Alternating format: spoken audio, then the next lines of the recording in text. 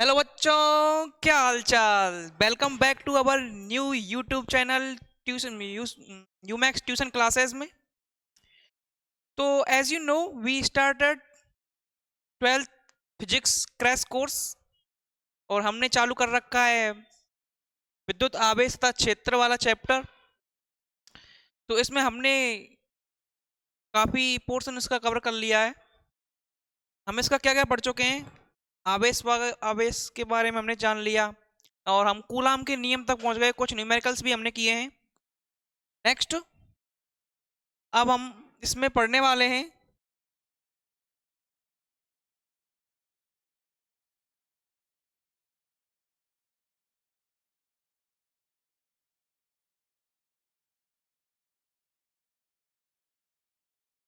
Coulomb के नियम का सदिश रूप।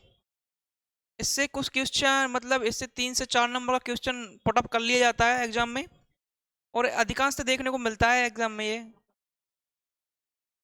कूलाम के नियम का सदिश रूप। चलो देखते हैं।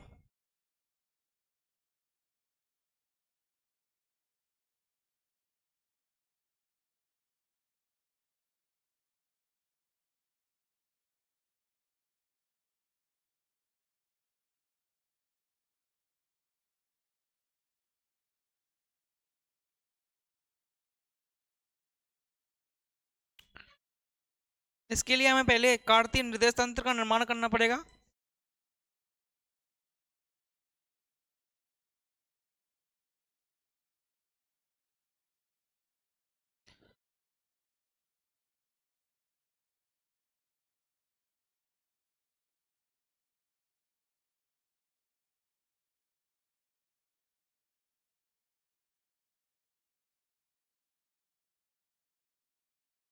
ये अपना एक्स एक्सिस हो गया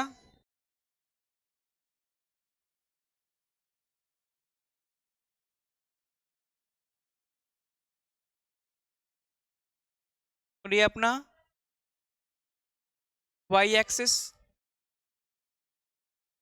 और ये ओरिजिन मूल बिंदु। इसके निर्देशांक क्या होंगे? इसके निर्देशांक 0,0 होंगे। ठीक है, माना कि इससे दो बिंदु हैं P1 एंड P2।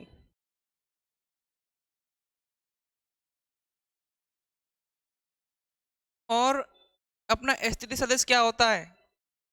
किसी बिंदु को ओरिजिन से मिलाने वाली रेखा क्या हो जाती है? स्थिति सदिश।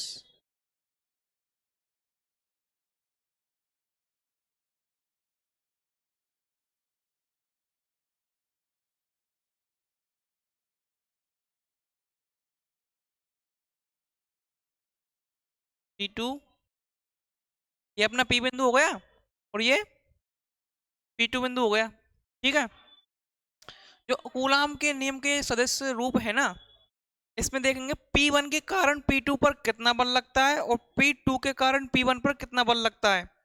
ठीक है, तो इससे हम पहले P1 के कारण P2 पे बल लगेगा उसको F12 कहेंगे और जो P2 के कारण F2 पर बल लगेगा, P2 के कारण P1 पर बल लगेगा, उसको अपन क्या कहेंगे?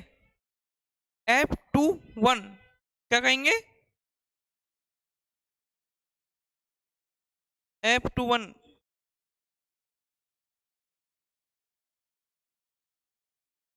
ठीक है, तो जो ये P1 से मतलब ओरिजिन से मतलब मूल बिंदु से अपने P1 तक की दूरी है उसको क्या करेंगे? R1 vector. क्या बोलेंगे? R1 vector. और वहीं जो P2 की दूरी अपने मूल बिंदु से है उसको क्या कहेंगे? R2 vector. ठीक है,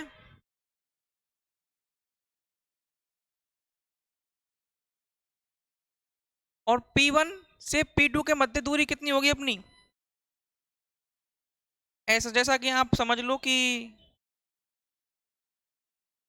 P1 से P2 के लिए दूरी, मतलब कोई बंदा P1 पर बैठा है और उसको उस पर बैठ कर P2 के वापस जाना है। इसी प्रकार P2 से P1 की दूरी ये हो जाएगी। इसको क्या कहेंगे हम?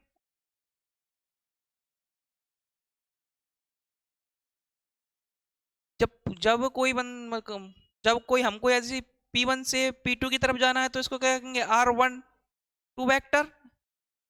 और यहाँ ये R21 वेक्टर। यहाँ पे इनके बारे में हम पहले लिख लेते हैं।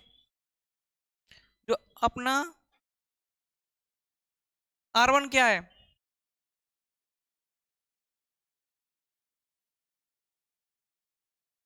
अपना ये R1 क्या है? R1 क्या है? आवेश Q1 का स्थिति सदिश है। क्या है? R1 आवेश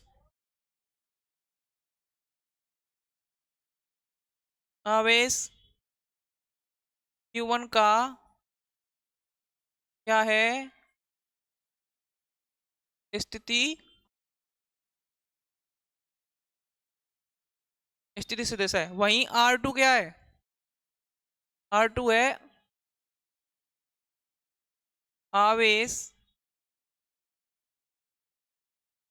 Q2 का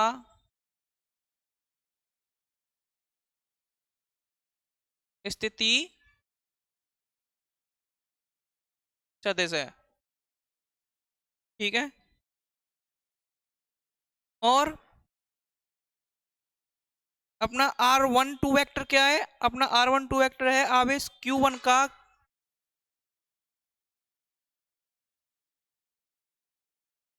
आवेश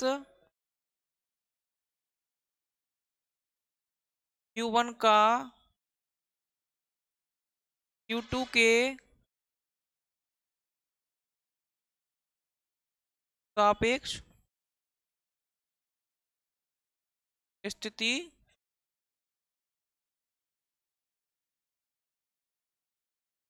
सदिश। वहीं R21 वेक्टर क्या है?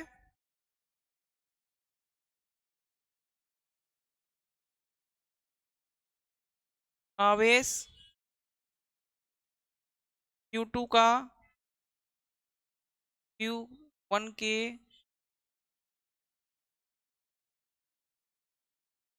सापेक्ष स्थिति सदिश। ठीक है।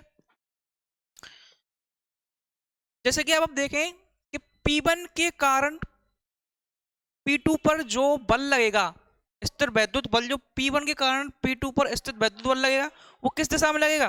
वो P2 की दिशा में लगेगा। यानी कि अपन जैसे बोले कि जैसे अगर इसके द्वारा जो बल लग रहा है P2 की तरफ लगेगा, वो किस दिशा में होगा?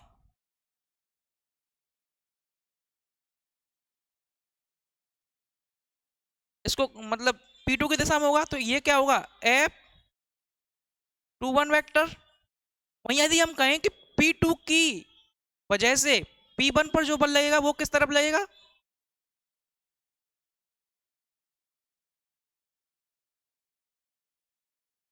P1 की तरफ लगेगा। तो इसको अपन क्या बोल सकते हैं?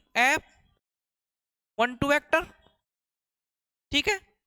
और यही हमको लगाना है कि F12 वेक्टर और F21 वेक्टर का मान क्या होगा। और इसके साथ साथ ही जैसे अपन ये बोल रहे हैं ना कि R12 वेक्टर है, ये मतलब P1 और P2 के मध्य की दूरी कितनी है? R21 vector, sorry R12 vector. तो इसको अपन इसके साथ एक एकांक सदिश के रूप में भी लिख सकते हैं। इसका R कैप क्या होगा? R12 cap.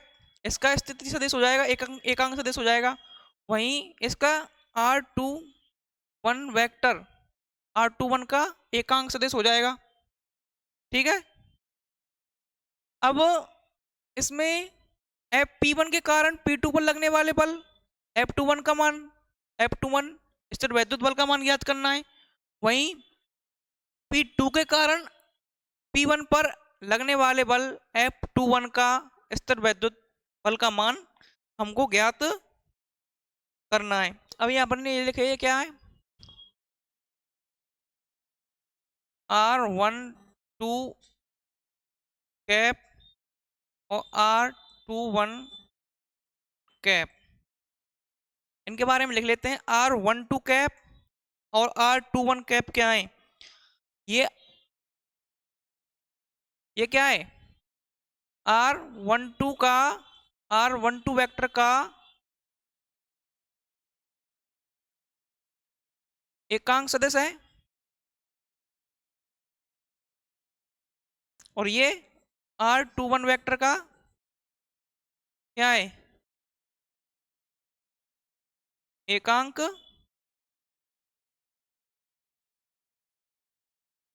सदिश है।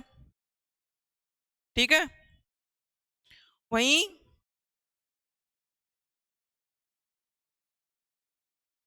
हाँ, और क्या रहेगा अपना F12,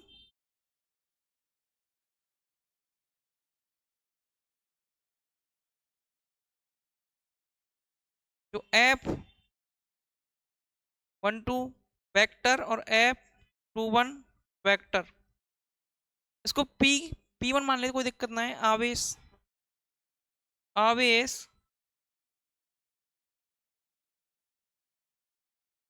P1 के कारण P2 पर स्थिर वैद्युत बल, और F21 आवेश P2 के कारण P1 पर स्थिर वैद्युत बल। ठीक है, एज यू नो, स्थिर वैद्युत बल का फॉर्मूला क्या होता है, F इज इक्वल टू के Q1 Q2 upon R square. के को क्या क्या अपना स्थिर वैद्युत नियतांक होता है, जिसकी मान क्या होता है, 9 इंटू 9 होता है, या इसको हम 1/4 पाई भी लिख सकते हैं। और जहाँ एप्सिलॉन नॉट की मान क्या होता है, 8.85 इंटू 10 होता है। तो इस सूत्र में अगर मापन मान रखें, F12 क्या होगा अपना, F12 होगा के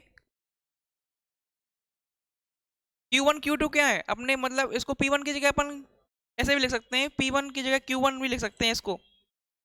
अगर हम इसको P1 जगह Q1 लिखेंगे वो ज़्यादा सूटेबल रहेगा। ठीक है,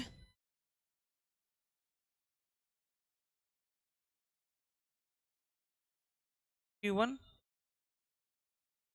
Q2, तो क्या होगा, F12 क्या होगा, के Q1 Q2 अपॉन इनके मध्य के बीच की दूरी क्या है। जब Q1 के कारण Q2 पर बल लग रहा है तो दूरी क्या होगी, R12 वेक्टर का स्क्वायर। ठीक है, और इनकी जगह से हम सदिश रूप में लिखते हैं, तो इनकी क्या लिखते हैं, दिशा लिखते हैं। दिशा क्या है अपनी, R12 कैप। ये हो गया अपना समीकरण नंबर फर्स्ट।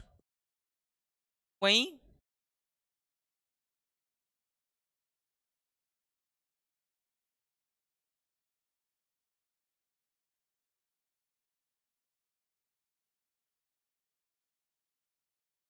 क्या F21 क्या हो जाएगा, के Q1 Q2 upon R21 vector का होल स्क्वायर, R21 कैप। ये अपना क्या है, समीकरण नंबर सेकंड हो जाएगा। ठीक है,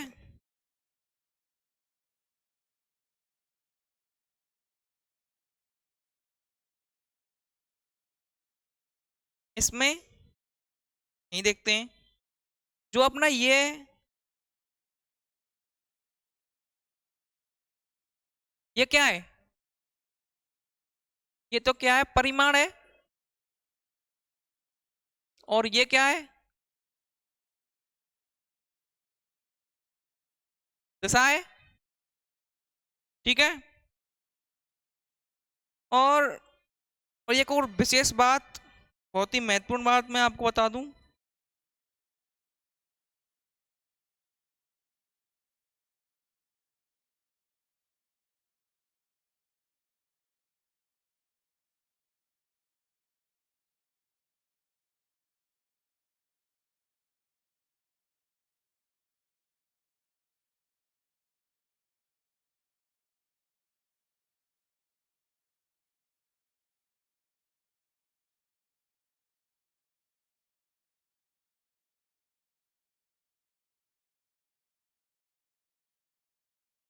क्या हम आर कैप को कैसे लिख सकते हैं? आर कैप को लिख सकते हैं,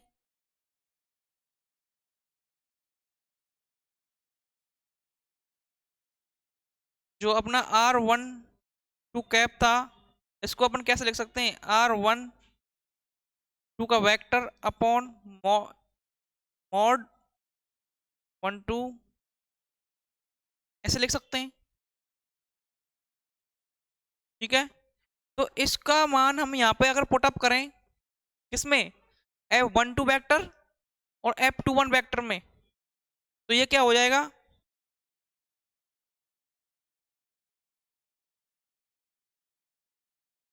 तो जो अपना F12 वेक्टर क्या आया था? K Q1 Q2 upon R1 vector का स्क्वायर।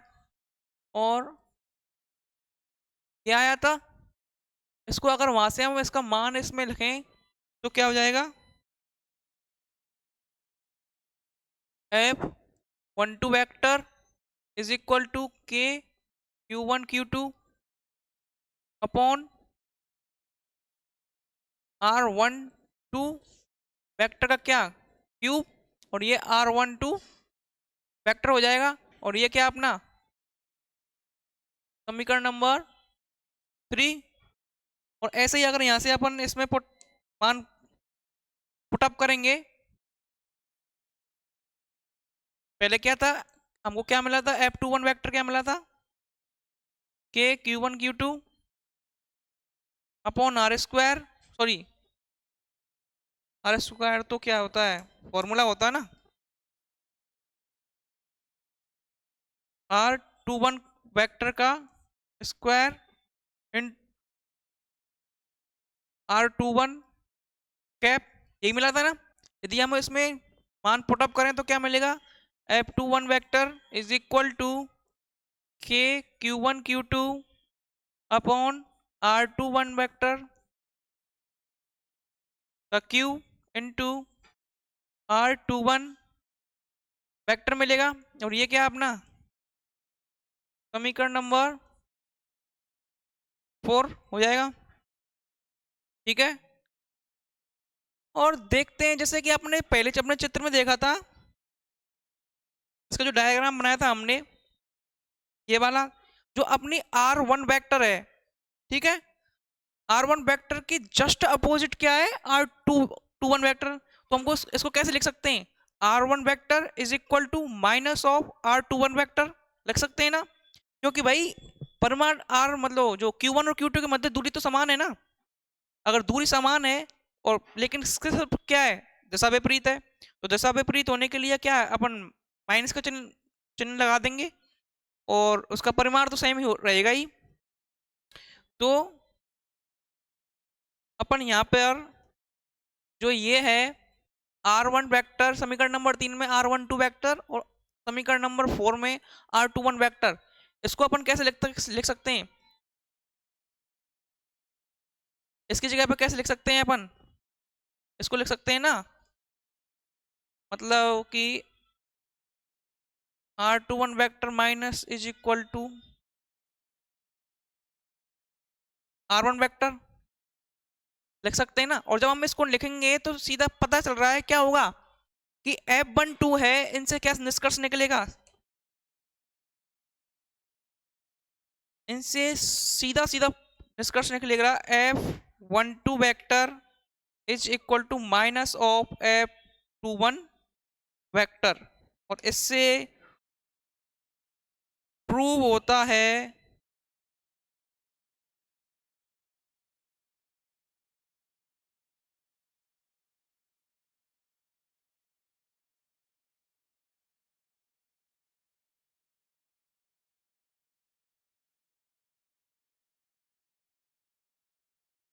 इससे क्या प्रूव होगा कि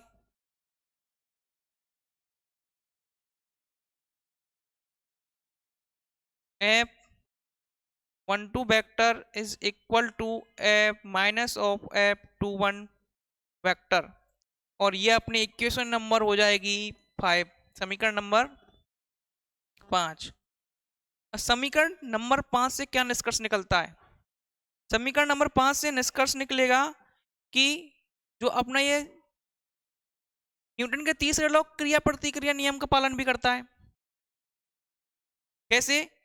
इससे स्पष्ट होता है कि दोनों आवेश एक दूसरे पर समान परिमाण के हैं, लेकिन विपरीत दिशा में विद्युत बल आरोपित करते हैं। इससे निष्कर्ष निकलेगा कि कूलाम की यह जो कूलाम का जो नियम होता है वह न्यूटन की गति के तृतीय नियम अर्थात क्रिया प्रतिक्रिया नियम का पालन भी करता है, क्योंकि जिस दिशा में Q1 आवेश के कारण F1 बल उत्पन्न कराया जा रहा है, तो उसकी विपरीत दिशा में समान परिमाण का लेकिन विपरीत दिशा में कौन सा F21 बल लगता है। तो इससे स्पष्ट होता है कि ये गति के तीसरे नियम का पालन पूर्ण रूप से कर रहा है।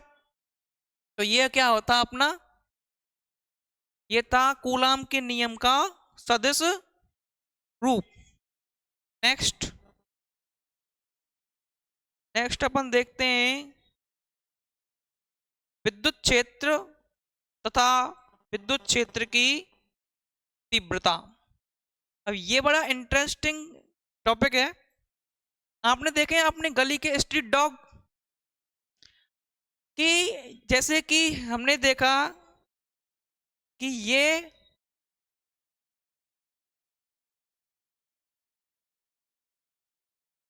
यहां पर कोई Q1 आवेश है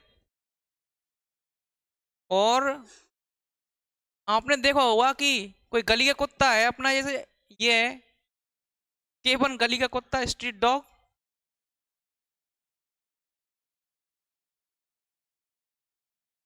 यदि इस गली के कुत्ते के क्षेत्र में कोई दूसरी गली का कोई कुत्ता अगर आ जाता है तो क्या होती है, इनमें दोनों में फाइट होती है, दोनों में तगड़ी वाली फाइट होती है। जैसे कि यदि जैसे हम समझें कि ये वाला जो दूसरी गली का स्ट्रीट डॉग है, जब तक ये है इसके क्षेत्र में नहीं आएगा तब तक तो इनमें कुछ नहीं होगा, लेकिन जैसे ही पहले वाले स्ट्रीट डॉग के क्षेत्र में दूसरा वाला आता है तो इनमें क्या होती है, लड़ाई होती है। उसी प्रकार यदि किसी आवेश के प्रभावी क्षेत्र में कोई दूसरा आवेश आता है तो वह जो पहले वाला आवेश है उसके वह दूसरे वाले आवेश जो आने वाला आवेश होता है उस पर स्थिर वैद्युत बल क्या करता है, लगाता है। तो ये क्या होता है कि ये क्या जो Q1 आवेश था अपना, जो Q1 आवेश था और इसमें जो Q2 आवेश अपन लाएंगे कहीं से, तो इस पर Q1 आवेश के कारण Q2 पर क्या लगेगा, स्थिर वैद्युत बल लगेगा। तो ये जो ये क्षेत्र है वह Q1 आवेश का क्या होगा, विद्युत क्षेत्र कहलाएगा। ठीक है,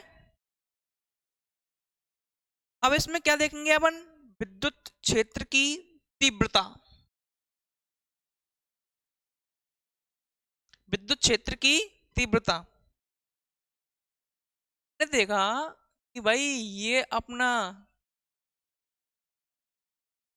Q1 आवेश क्या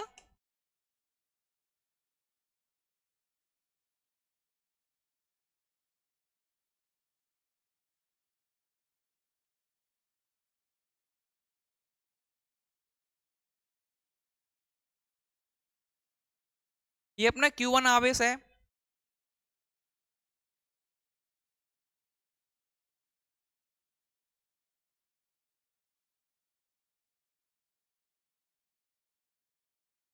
और दूसरा वाला अभी लाएंगे। ये अपना क्या है, Q1 आवेश है। तो इसका मतलब आपको उदाहरण देता हूं, जैसे कि Q1 आवेश के क्षेत्र में, Q1 आवेश के क्षेत्र में इसकी शक्ति को जांचने के लिए हम यदि Q2 आवेश लेते हैं, लाते हैं, जैसा कि मतलब कुत्ते की शक्ति को जांचने के लिए कोई खरगोश लाके पटक दिया, और जब उस पर वो हमला करेगा तो क्या करेगा, क्या क्या होगा, कुत्ते की शक्ति का पता चल जाएगा।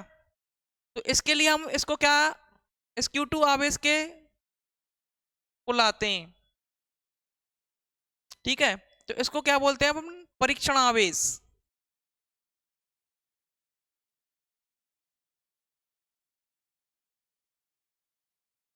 ऐसा नहीं है कि हमें इसके पास वैसे तो एक कूलम आवेश लाके पटक दें, तो एक कूलम आवेश एक बहुत बड़ी संख्या हो जाएगी, क्या हो जाएगी, बहुत बड़ा मतलब आवेश क्वांटिटी में हो जाएगा।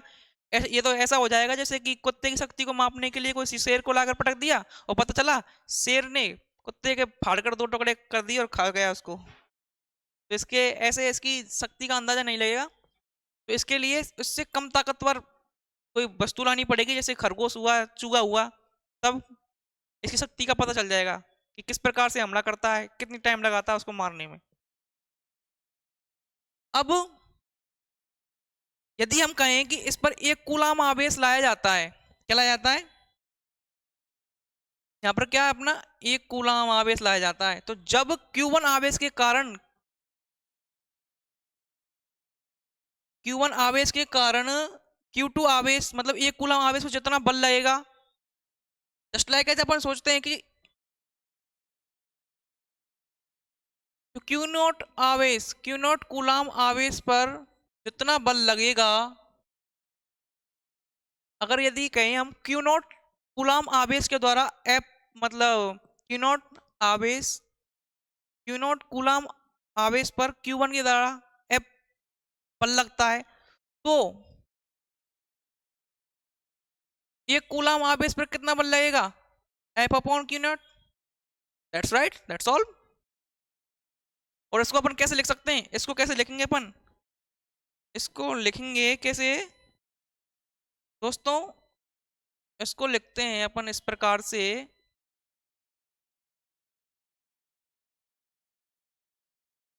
इसको लिखेंगे ईपी डिनोट किस मतलब ये जो विद्युत क्षेत्र होता है अपना, इसको किससे डिनोट करते हैं, ईपी से। इसको लिखेंगे अपन एफ अपॉन क्यू। इससे अगर परिभाषा अपन निकालें तो क्या होगा, इससे अगर हम परिभाषा लगा रहे हैं तो किसी मतलब किसी आवेश के कारण लगने वाले बल तथा परीक्षण आवेश के अनुपात को क्या कहेंगे अपन, विद्युत क्षेत्र की तीव्रता कहेंगे। क्या कहेंगे, विद्युत क्षेत्र की तीव्रता।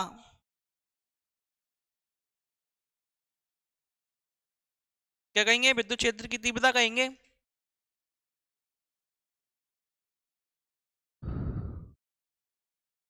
और इसको अपन इसके अलावा कैसे लिख सकते हैं, इसके अलावा हम इसको लिख सकते हैं E इज इक्वल टू, यदि क्या,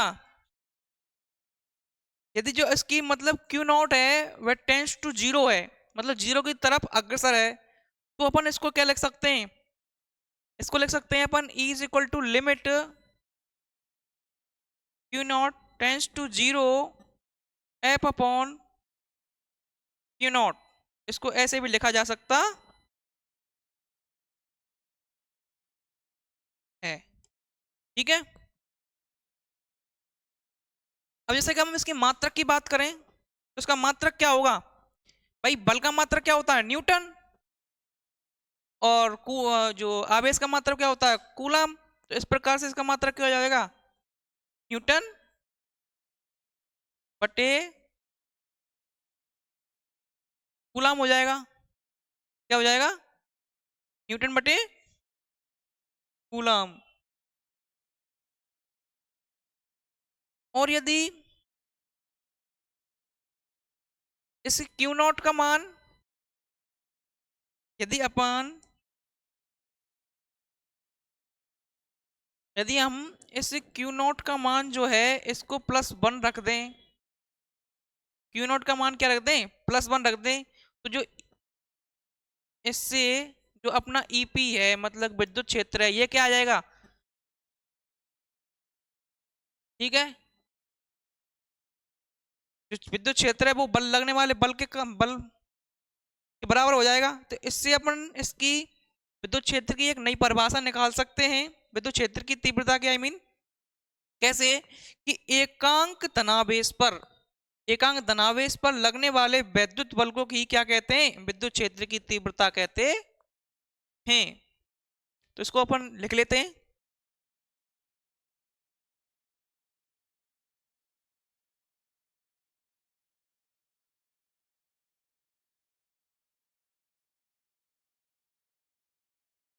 इसको इधर लिख लेंगे।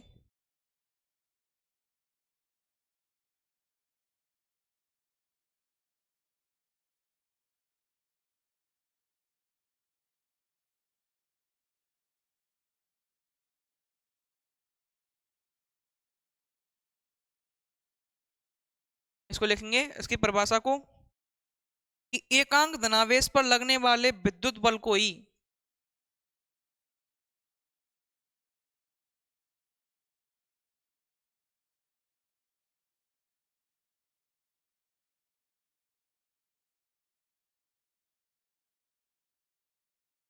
एकांक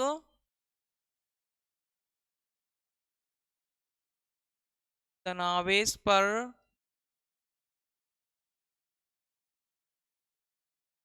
लगने वाले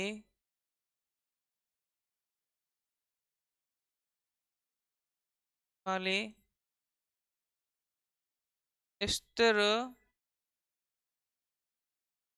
विद्युत बल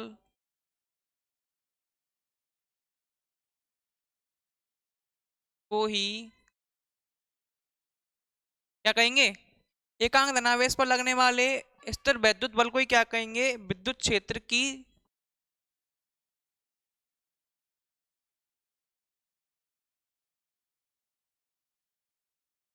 तीव्रता।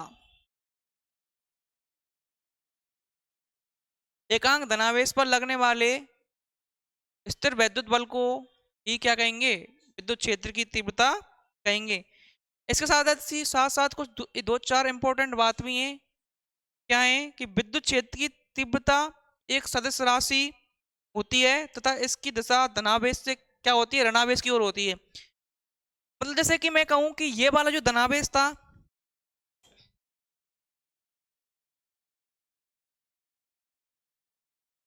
जो ये वाला Q1 आवेश है और ये Q2 की तरफ लग रहा है, तो इसकी जैसे कि ये +1 है, सॉरी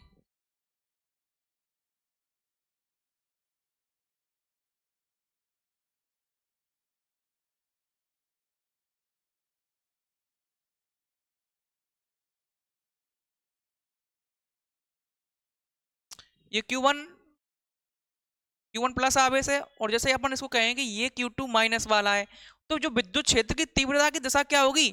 ये Q1 से Q2 की तरफ होगी। ठीक है, मतलब जो E1 E वेक्टर का मान क्या होगा? Q प्लस Q से माइनस Q की तरफ होगा। क्या होगा? प्लस Q से माइनस Q की तरफ होगी।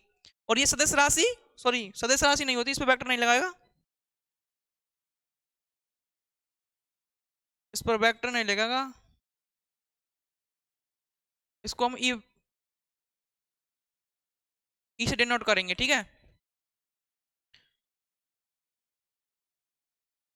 और इसके बाद इसकी नेक्स्ट जो बात ध्यान देने योग्य है वो क्या है? धनावेश पर विद्युत बल विद्युत क्षेत्र की दिशा में तथा ऋणावेश पर विद्युत बल विद्युत क्षेत्र की विपरीत दिशा में लगता है। क्या?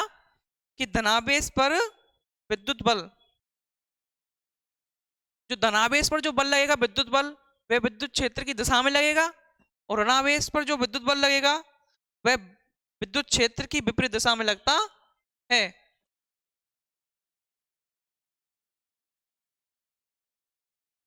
मतलब जैसे कि ये दो आवेश है,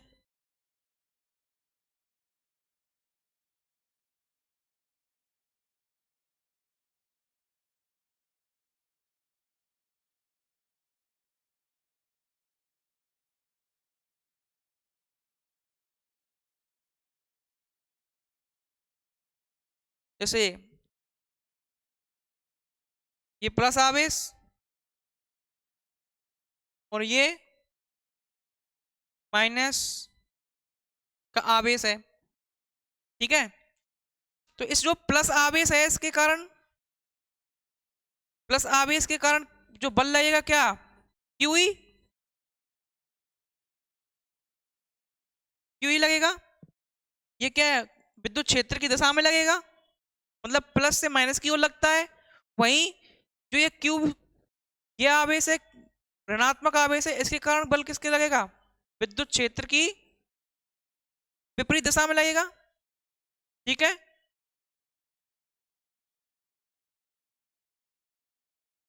और जिस बिंदु पर विद्युत क्षेत्र का मान ज्ञात करना होता है उस आवेश को हम क्या कहेंगे, मैं क्या कहेंगे, परीक्षण आवेश के नाम से हम देख लेते हैं, डिनोट कर लेते हैं।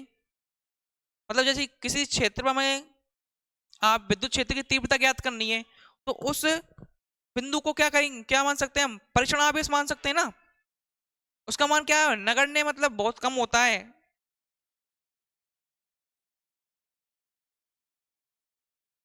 और इसकी विद्युत क्षेत्र की तीव्रता की विमा क्या होती है, इसकी विमा क्या होती है, जैसे कि अपन सूत्र से देख सकते हैं। जो इसकी जो मतलब बल की विमा क्या होती है, m1 L1 T-2 होती है।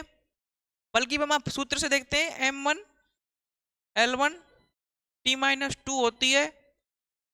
और आवेश की विमा क्या होगी, A1 T1।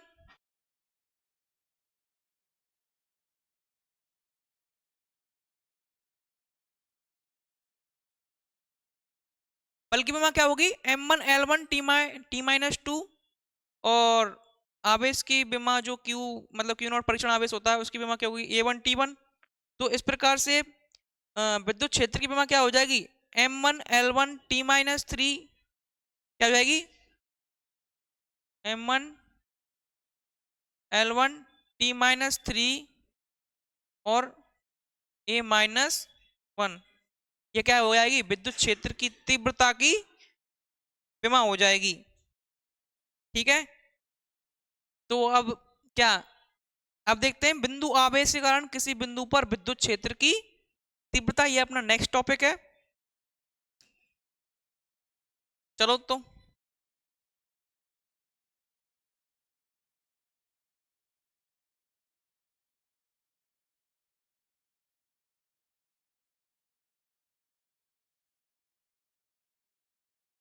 हाँ, इससे पहले क्या अपना टॉपिक जो इसके गुण हैं, गुण तो मैंने बता दिए वैसे, तो इनको एक बार और देख लेते हैं। कि देखा, ये धनावेश से प्रारंभ होती हैं तथा ऋणावेश पर समाप्त होती हैं, विद्युत क्षेत्र रेखाओं के गुणधर्म है ना।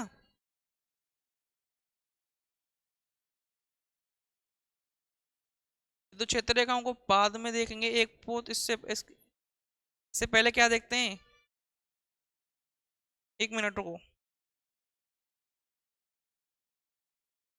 हाँ, किसी बिंदु आवेश के कारण किसी बिंदु पर विद्युत क्षेत्र की तीव्रता के लिए सूत्र व्युत्पन्न करते हैं पहले, ठीक है।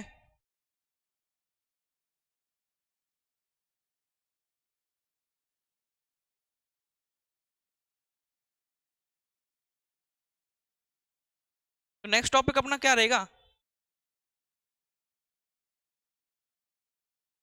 नेक्स्ट टॉपिक अपना हो जाएगा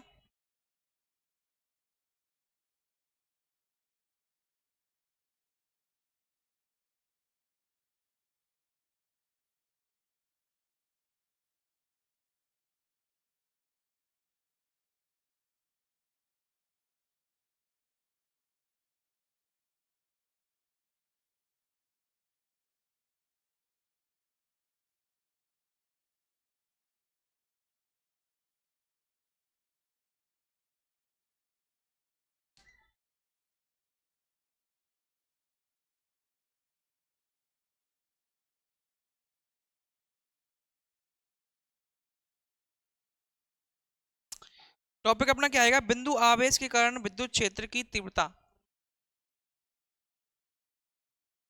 बिंदु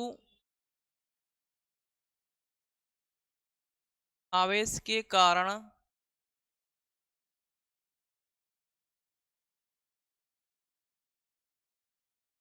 विद्युत क्षेत्र की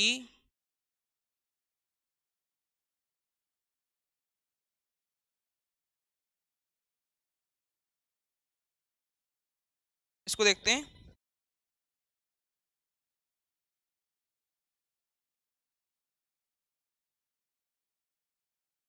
इसमें कुछ नहीं है, सरल है।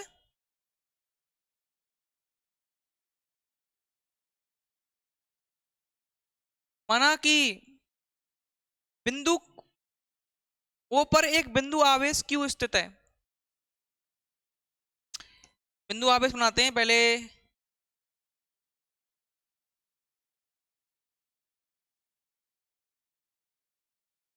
ये अपना बिंदु आवेश हो गया कि इसको केंद्र मान लेते हैं। जब ओ एक क्यू आवेश बिंदु ओ पर एक बिंदु आवेश क्यू स्थित है।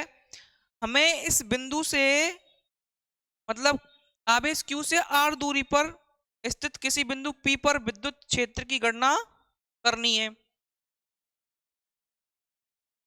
इसके लिए हम क्या करेंगे, इस Q1 आवेश से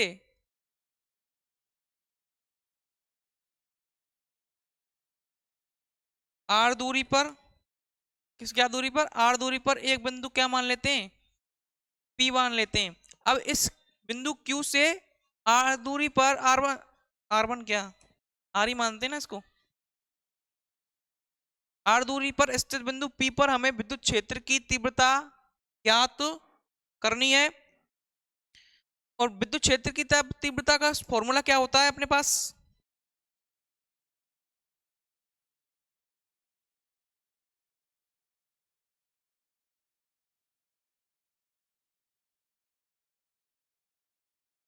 विद्युत क्षेत्र की तीव्रता का हमने फॉर्मूला निकाला था, E P is equal to F upon Q, निकाला था ना, एफ अपॉन क्यू नॉट निकाला था ना। और यहाँ पर जो एफ का मान होता है वो क्या होता है, के Q1 Q2 upon r square. और जो अपना Q2 क्या था, क्यू नॉट था। तो इसमें इसका मान रखेंगे ईपी में के Q1 Q0 अपॉन आर क्या है, R1, सॉरी R1 नहीं आर है,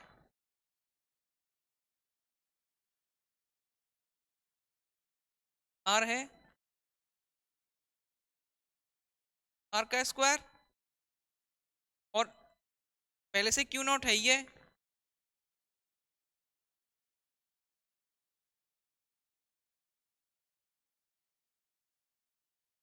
Q0 है ही, Q0 से Q0 कैंसिल आउट हो जाएगा। और इस प्रकार से अपना फॉर्मूला क्या आएगा,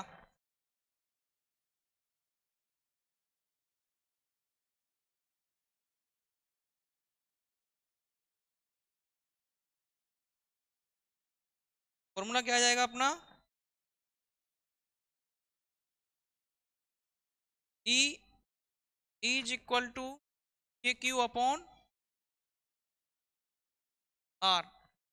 ये अपना इंपॉर्टेंट फॉर्मूला है, इसको पढ़ जाना पर भूलना मत, ठीक है। ये क्या गया इसका, विद्युत क्षेत्र मतलब बिंदु आवेश के कारण, किसी बिंदु आवेश के कारण उससे आर दूरी पर स्थित, बिंदु आवेश के कारण उससे आर दूरी पर स्थित किसी आवेश पर विद्युत क्षेत्र की तीव्रता का फॉर्मूला क्या है, E इज इक्वल टू के क्यू अपॉन आर। तो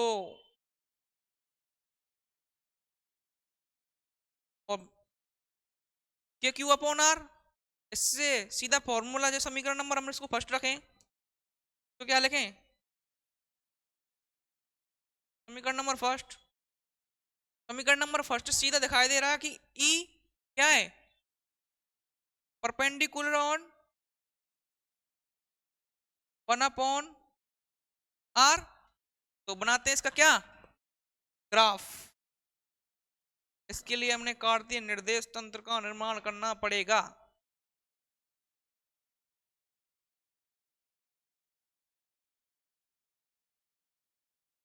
ठीक है, तो इसका ग्राफ किस प्रकार बनेगा,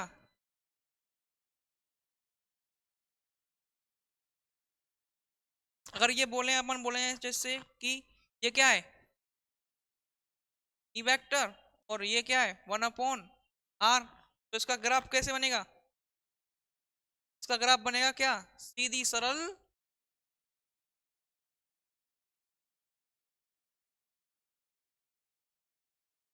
सीधी सरल रेखा क्या बनेगी,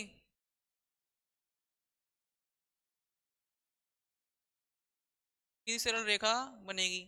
यदि अपन इसकी बजाय इसकी जगह हम इसको लिखें,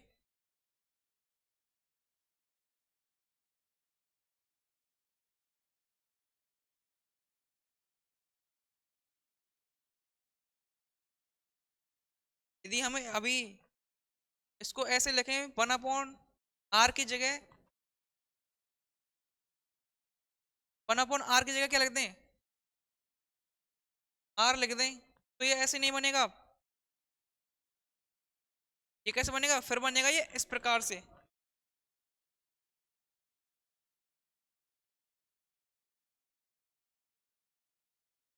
प्रकार से क्या, कैसे, चरघातांकी है,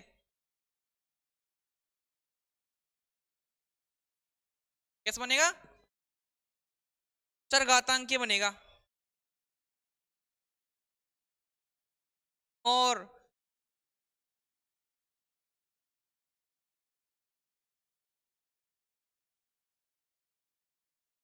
इसमें जो माध्यम का क्या प्रभाव पड़ेगा, माध्यम का जिस प्रकार से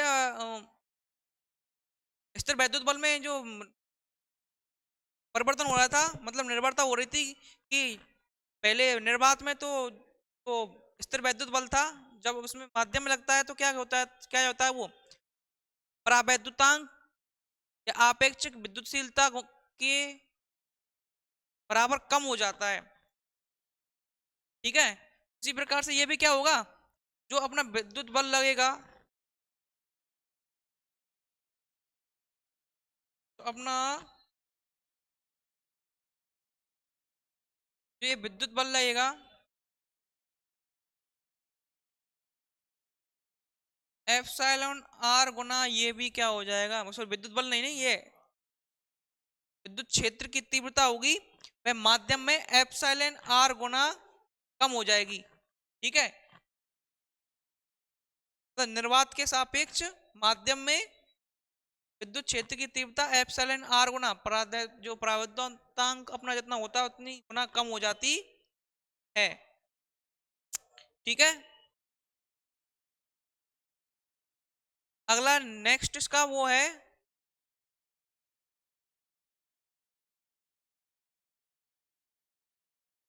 विद्युत क्षेत्र रेखाएं, इस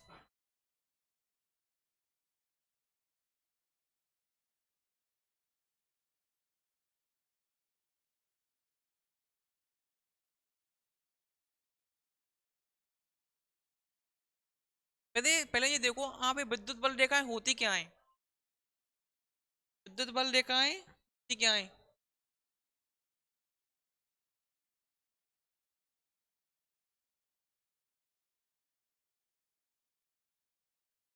विद्युत बल रेखाएं होती क्या है, विद्युत बल रेखाएं वह काल्पनिक मार्ग होता है जिस पर एकांक आवेश यानी कि परीक्षण आवेश चलने का, तो उसके जिस पर वो चलता है। अपन बोलते हैं कि जैसे कि तब वह काल्पनिक मार्ग जिस पर कोई स्वतंत्र आवेश चलने का प्रयास करता है विद्युत बल रेखा या विद्युत क्षेत्र रेखा कहलाती हैं। क्या वह काल्पनिक मार्ग जिस पर कोई स्वतंत्र आवेश चलने का मार्ग प्रशस्त करता है, मार्ग उस पर चलता है, तो वह क्या कहलाती हैं? विद्युत क्षेत्र रेखाएं या विद्युत बल रेखाएं कहलाती हैं। डेफिनेशन लिखी हुई है, आप इसको यहां से भी दे सकते हैं। वह काल्पनिक मार्ग जिस पर कोई स्वतंत्र आवेश पर या परीक्षण आवेश हम जिसको बोल सकते हैं चलने का प्रयास करता है, विद्युत बल रेखाएं, विद्युत क्षेत्र रेखाएं को हम बोल सकते हैं, कहलाती हैं। इनके महत्वपूर्ण गुणधर्म क्या होता है कि ये धनावेश से प्रारंभ होती हैं तथा ऋणावेश पर समाप्त होती हैं। इनकी दिशा धनावेश से ऋणावेश की ओर होती है। कैसे?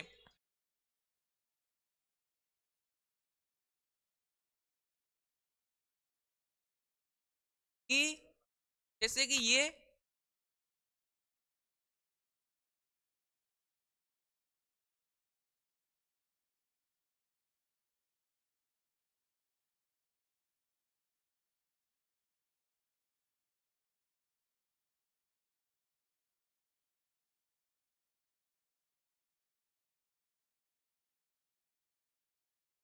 अपना धनावेश है, ये क्या है? ऋणावेश। जैसा कि स्टेटमेंट में लिखा हुआ है कि ये धनावेश से निकलती हैं, ये धनावेश से निकलती हैं और ऋणावेश की ओर जाती हुई प्रतीत होती हैं। ये इस प्रकार से धनावेश से निकलेंगी और ऋणावेश की ओर जाती हुई प्रतीत होती हैं।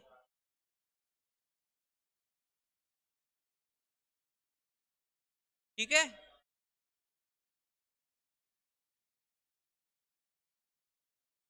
इस प्रकार से। दूसरा इसका गुणधर्म क्या है? दूसरा गुणधर्म है ये परस्पर कभी प्रतिच्छेद नहीं करती हैं, क्योंकि यदि परस्पर काटेंगी तो एक ही बिंदु पर दो दशाएं हो जाएंगी। ये क्वेश्चन काफी बार एक नंबर में पूछ लिया जाता है कि विद्युत बल रेखाएं, विद्युत क्षेत्र रेखाएं एक दूसरे को प्रतिच्छेद क्यों नहीं करती हैं। इसका कारण क्या होता है? इसका कारण होता है कि विद्युत बल रेखा इसलिए एक दूसरे को प्रतिच्छेद नहीं करती हैं, यदि ये किसी बिंदु पर प्रतिच्छेद करती भी हैं, विद्युत बल रेखा की क्या दिशा डबल हो जाती है, जो कि संभव नहीं है। ऐसा क्यों? ऐसा इसलिए होता है, जैसे कि अपन देखते हैं कि ये कोई विद्युत बल रेखा है, ये कोई विद्युत बल रेखा है, वहीं ये दूसरी विद्युत बल रेखा है। अब ये बिंदु जिस पर ये प्रतिच्छेद करती हैं, क्यों? तो इस पर हम यदि इस वाली जो पहली वाली है, ये इसको पहली मान लें, इसको दूसरी मान लें, इस पर यदि हम स्पर्श रेखा खींचें तो इसकी दिशा क्या होगी? ये वाली होगी। ठीक है, और यदि इस वाली पर हम स्पर्श रेखा बल रेखा खींचें, स्पर्श रेखा खींचें, तो इसकी दिशा क्या होगी? ये होगी। और जब ये दिशा इनकी दो होंगी, एक ही बिंदु पर विद्युत बल रेखा की दिशा दो नहीं हो सकती, तो इससे ये कंसेप्ट क्लियर होता है कि विद्युत बल रेखा एक दूसरे को प्रतिच्छेद नहीं करती हैं, मतलब नहीं काटती हैं। ठीक है, एक नंबर एक नंबर में काफी बार ये क्वेश्चन पूछ लिया जाता है। नेक्स्ट का गुणधर्म क्या है? नेक्स्ट का गुणधर्म है ये परस्पर, ये तो हो गया। ये विद्युत बल रेखा किसी बिंदु पर खींची गई स्पर्श रेखा उस बिंदु पर विद्युत क्षेत्र की दिशा को व्यक्त करती हैं। ये कैसे करती हैं? इसको मैंने अभी समझाया हुआ है, बहुत सरल है।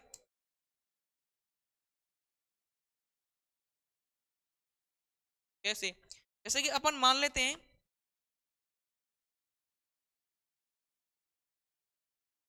कि ये कोई विद्युत बल रेखा है, ऐसे अपन ये विद्युत बल रेखा मान लेते हैं, है ना, और इस पर पॉइंट्स मान लेते हैं। जैसे हमने ए पॉइंट ये मान लिया, एक ये मान लिया, एक ये मान लिया, एक ये, इसको बिंदु वन मानेंगे, इसको टू, इसको थ्री, इसको फोर, इसको फाइव। जैसे अब ये वाला बिंदु जो पहला फर्स्ट वाला बिंदु है, इस पर हम यदि स्पर्श बल रेखा खींचें, स्पर्श रेखा खींचें, तो इसकी दशा क्या होगी? जैसे कि हमने खींची, इस पे हमने ये स्पर्श रेखा खींची तो इसकी दिशा क्या हो गई, ये हो गई। और वहीं इस पर हमने एक स्पर्श रेखा खींची, 2 नंबर जो दो नंबर वाला जो बिंदु है, इस पर स्पर्श रेखा खींची तो इसकी दिशा क्या हो गई, ये अलग हो गई। ठीक है, E1 E2। ठीक है, और तीसरे वाले जैसे ये बिंदु है, इस पर हमने इस प्रकार से बल रेखा खींची, इस पर इस प्रकार से बल रेखा खींची, इस पर इस प्रकार से बल रेखा खींची, तो ये E3 E4 E5। अतः हम कह सकते हैं कि किसी विद्युत बल रेखा पर खींची गई स्पर्श रेखा विद्युत क्षेत्र की दिशा को व्यक्त करती है। ठीक है, नेक्स्ट का गुणधर्म क्या था,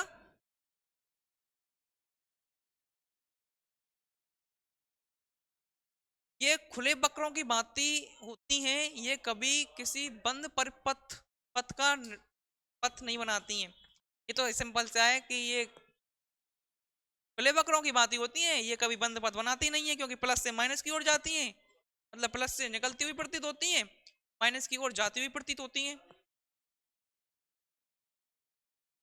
और नेक्स्ट गुणधर्म इसका, विद्युत बल रेखाएं चालक के अंदर प्रवेश नहीं करती हैं, ये उसकी सतह से समकोण बनाती हुई प्रतीत होती हैं। ठीक है,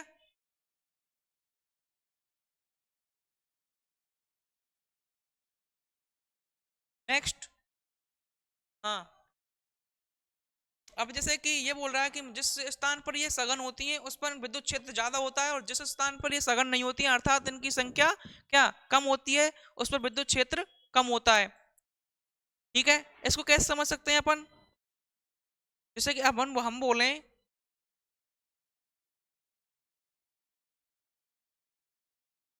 कि ये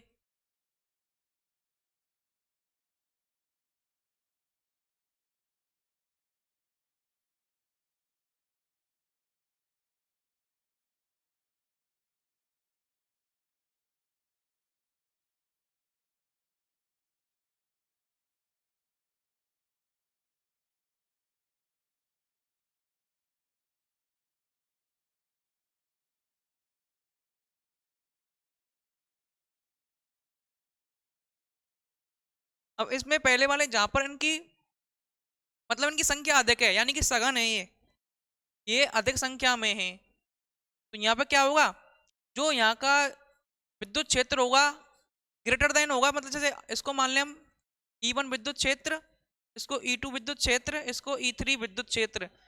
जब इनकी संख्या इस जगह पर समान है, E1 क्षेत्र में समान है, तो क्या, सॉरी समान नहीं है, सघन है, यानी कि अधिक है, तो यहाँ पर क्या होगा, E1 is greater than E2 और ग्रेटर देन E3। ठीक है, नेक्स्ट गुणधर्म क्या है, इनमें आपस में प्रतिकर्षण होता है, और यही कारण है कि समान आवेशों के मध्य प्रतिकर्षण बल आरोपित होता है। देखो कैसे,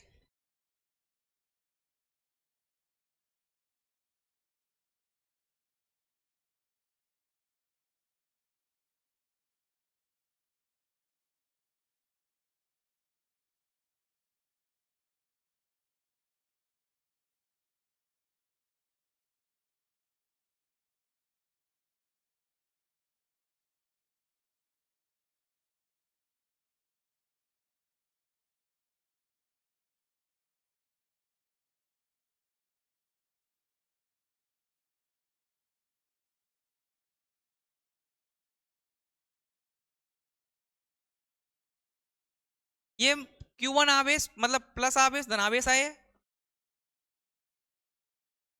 ये धनावेश है, और ये क्या है, ऋणावेश, प्लस, और ये क्या, माइनस। क्या बोल रहा, क्या था कि जो समान विद्युत क्षेत्र बल रेखा होती हैं उनमें प्रतिकर्षण और विपरीतों में क्या होता है, आकर्षण होता है।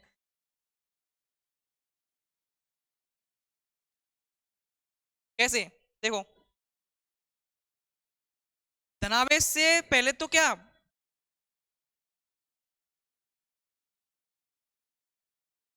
धनावेश से माइनस की ओर विद्युत बल रेखा होंगी, विद्युत क्षेत्र रेखा होगी, ठीक है, इस तरफ होंगी ये। और धनावेश से अन्य कैसे रहेंगी, इस प्रकार रहेंगी।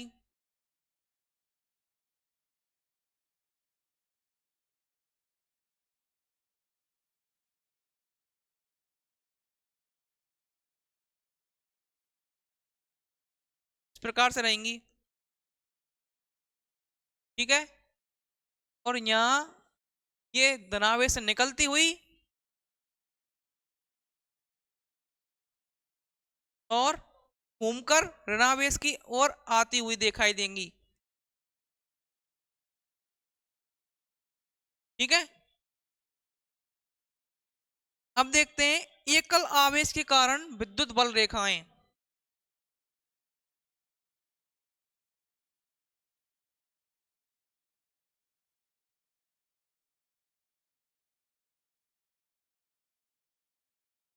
एकल आवेश के कारण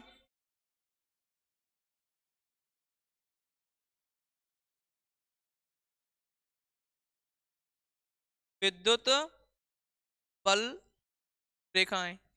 ये क्वेश्चन भी काफी बार पुट अप कर लिया जाता है। ये अक्सर कर एक नंबर का क्वेश्चन ज्यादातर देखा है मैंने, क्यों मैंने भी 12th के एग्जाम दिए थे। और ये जो अपनी एग्जामिनेशन आइडिया होती है, बहुत ही अच्छी किताब है। एग्जामिनेशन आइडिया में पिछले PYQ क्वेश्चन होते हैं 12-13 वर्ष के, ठीक है। उनसे अगर वो कर ली ना आपने, उसमें से 95% पेपर एज इट इज छप जाता है, ठीक है। तो ये क्वेश्चन काफी बार उसमें पूछा गया है।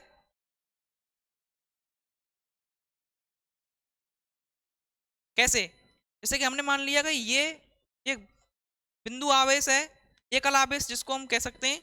इस एकल आवेश के कारण विद्युत बल रेखा किस प्रकार खींची जा सकती हैं। ये धनावेश समझा हमने, इस पर क्या है कि धनावेश है तो इससे ऋणावेश इसकी ओर आती हुई प्रतीत, इससे निकलती हुई प्रतीत होंगी। और जबकि ऋणावेश होगा तो इसकी ओर आती हुई प्रतीत होंगी बल रेखाएं। तो ये धनावेश है, इससे बल रेखाएं निकलेंगी। कैसे, जैसे कि ये गई, ये गई,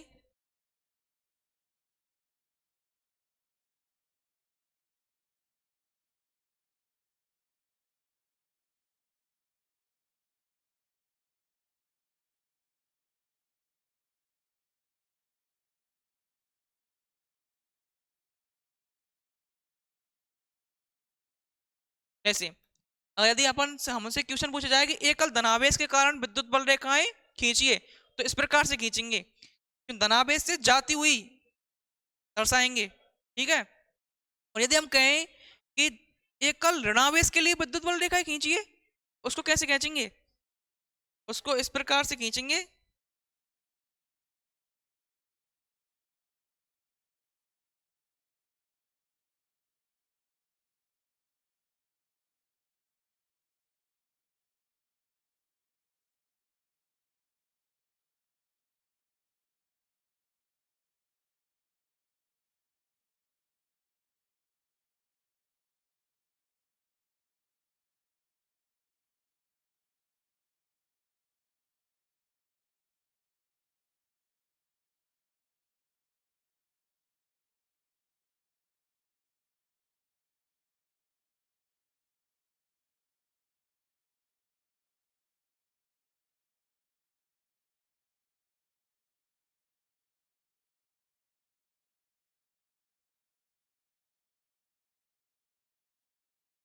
अब क्वेश्चन क्या था अपना, क्वेश्चन था एकल ऋणावेश के लिए विद्युत बल रेखाएं खींचिए।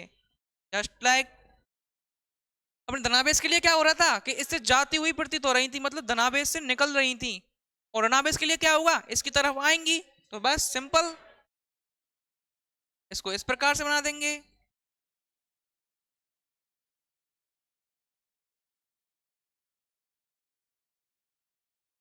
इस प्रकार से इसको क्या कर देंगे, ड्रॉ कर देंगे। ये अपना 1 नंबर का क्वेश्चन पक्का, आपका 1 नंबर क्लियर, बिल्कुल एज इट इज। और अगर क्वेश्चन आए कि आवेशों के बहुल के लिए, यानी कि दो आवेशों के लिए विद्युत बल रेखा खींचिए, या विद्युत बल रेखा खींचिए, या विद्युत क्षेत्र रेखाएं खींचिए। तो उसके ऊपर ये हो गया, वो ये क्या हो गया, आवेशों के लिए। अगर ये विपरीत आवेश हो, मतलब विपरीत आवेशों को जोड़ा हो, तो ये हो जाएगा। अगर अपन जैसे ये कहें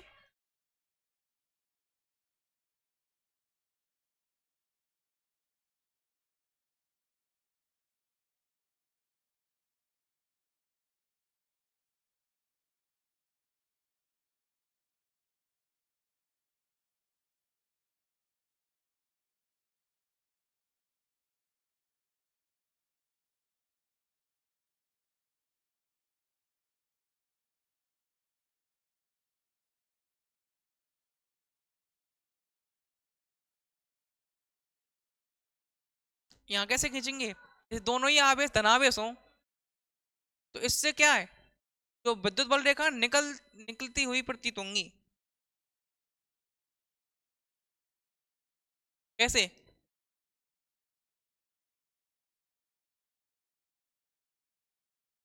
इस प्रकार से।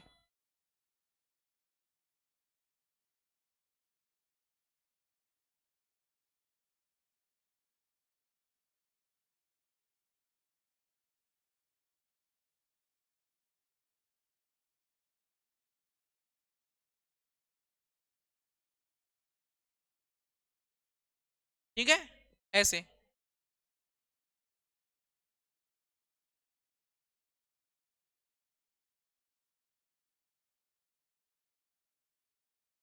ठीक है, ऐसे ही अपन दो ऋणावेशों के लिए निकाल सकते हैं। तो ये अपना टॉपिक पूरा होता है विद्युत बल रेखाएं वाला। इससे आगे अपन क्या पढ़ेंगे, डाइपोल पढ़ेंगे, विद्युत द्विध्रुव। ठीक है, और जैसे हम कहें कि समविद्युत क्षेत्र को किस प्रकार से निरूपित करते हैं, समविद्युत क्षेत्र को निरूपित किस प्रकार से करते हैं, समविद्युत क्षेत्र को कैसे करेंगे, समांतर विद्युत बल रेखाओं के द्वारा क्या किया जाता है, समविद्युत क्षेत्र को उत्पन्न मतलब निरूपित किया जाता है। जबकि सबके बीच, इनके बीच दूरी है जो समान है। ठीक है, तो ये दूरी है अपनी, ये सबके बीच समान है, इसको क्या करेंगे, समविद्युत क्षेत्र।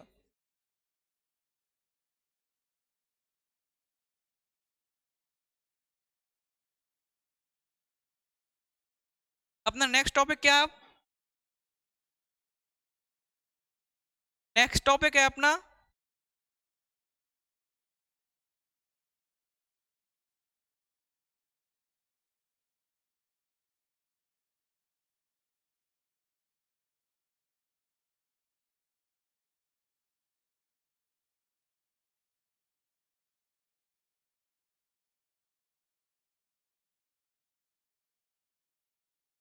नेक्स्ट टॉपिक होगा अपना क्या,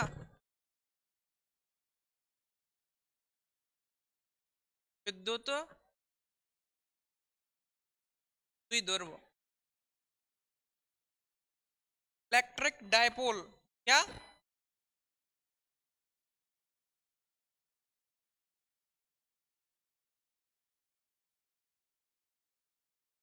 इलेक्ट्रिक डायपोल। अब इसकी परिभाषा क्या होगी, दो समान परिमाण लेकिन विपरीत आवेशित आवेशों का युग्म क्या होगा, विद्युत द्विध्रुव होगा। इसको ऐसे भी हो सकते हैं कि दो समान परिमाण लेकिन विपरीत प्रकृति के आवेशों का ऐसा युग्म जो बहुत अल्प दूरी पर हो। ये अल्प दूरी अपन क्या रखते हैं, 2a रखते हैं ना, क्या कहता है, विद्युत द्विध्रुव कहलाता है। इसको जैसे कि हमने सुना जैसे आप HCl से तो काफी अवगत हो गए। HCl, इसमें क्या है, जो Cl है क्लोरीन है, वह इसकी इलेक्ट्रोनेगेटिविटी क्या होती है, हाइड्रोजन से ज्यादा होती है।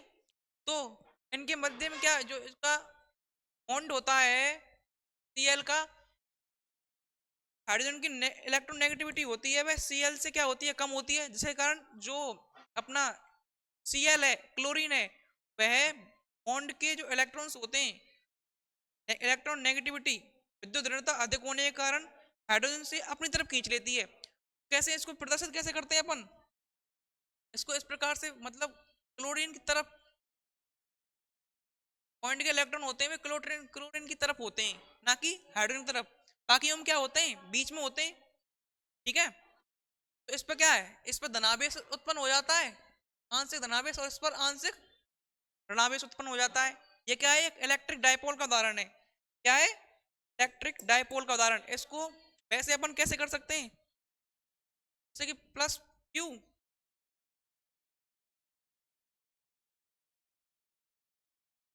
माइनस क्यू, इनके मध्य के बीच की दूरी क्या होगी, अल्प दूरी, जिसको हम 2a के मान पे मान सकते हैं। वैसे तो क्या है, पहले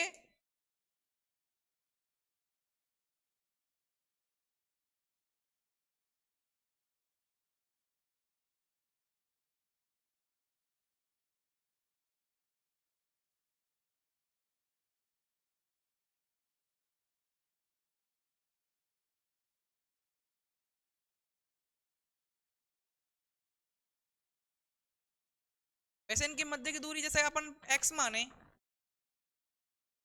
जैसे इनके मध्य की दूरी माने x। ठीक है, तो उनको जैसे आगे, जैसे आधी आधी की जो दूरी बताई जाती है इनके केंद्र से बताई जाती है, जैसे कि क्या Q1 आवेश रिया अपना, ये Q2 आवेश रिया, ये ऋणावेश मान धनावेश समझ। ठीक है,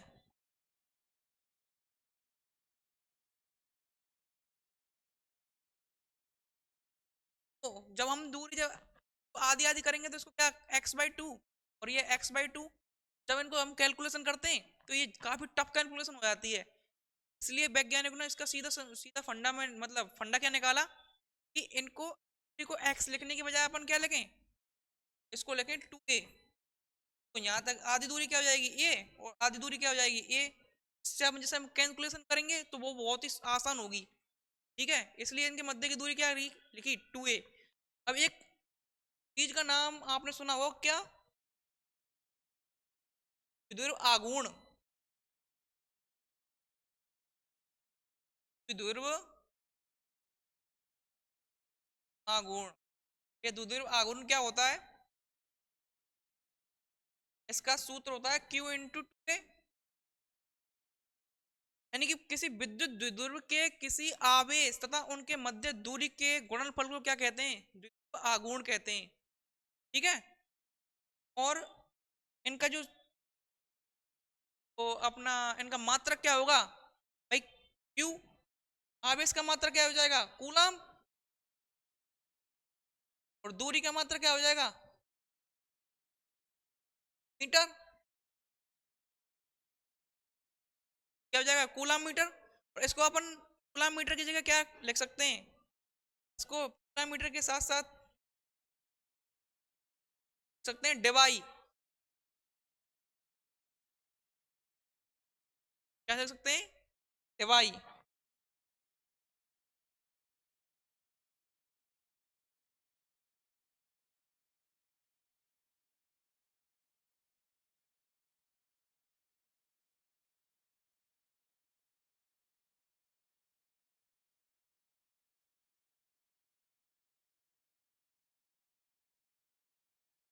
एक डिवाई बराबर कितना होता है, एक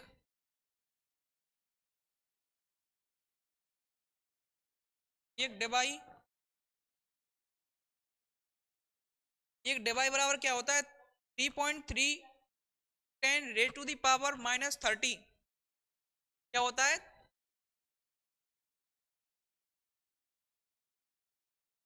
3.3 10⁻⁻30 क्या कूलम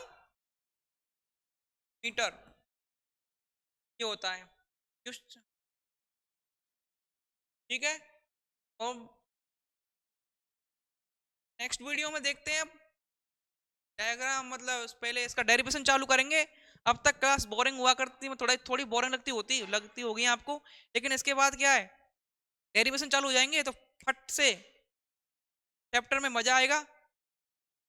तो उसके बाद अपन क्या पढ़ेंगे, इसके बाद हम पढ़ेंगे विद्युत द्विध्रुव के कारण किसी बिंदु पर विद्युत क्षेत्र, यानी कि कोई विद्युत द्विध्रुव है, उसके कारण किसी बिंदु पर विद्युत क्षेत्र की हम के लिए हम सूत्र व्युत्पन्न करेंगे। ठीक है, तो तब तक के लिए धन्यवाद, नमस्कार दोस्तों, बाय बाय।